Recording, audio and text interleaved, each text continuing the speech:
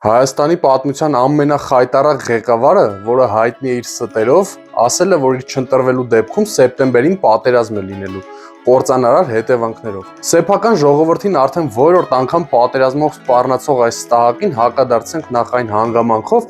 որ իրենք նույնիսկ 44-օրյա պատերազմից առաջ չգիտեին, որ պատերազմ է սպասում։ Հիմա որտեղից պետք է իմանան օրը, ժամը։ Սա չի նշանակում, որ գուցե պայմանավորվածություն կա Ալիևի հետ, որ եթե ինքը չընտրվի, հարձակում լինի Հայաստանի վրա։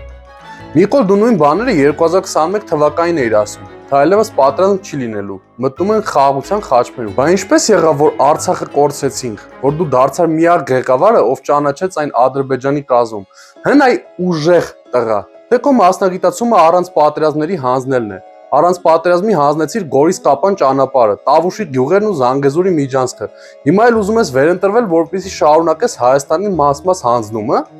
Եթե այստեղ կա մեկը, որ կարելի է կոչել պատերազմի կուսակցություն, դա հենց դու ես, Նիկոլ։ Ու ժողովուրդը պետք է քաջ գիտակցի, որ քո նմանին ընտրելով է հենց կասկածի տակ դնում իր որդիների կյանքը։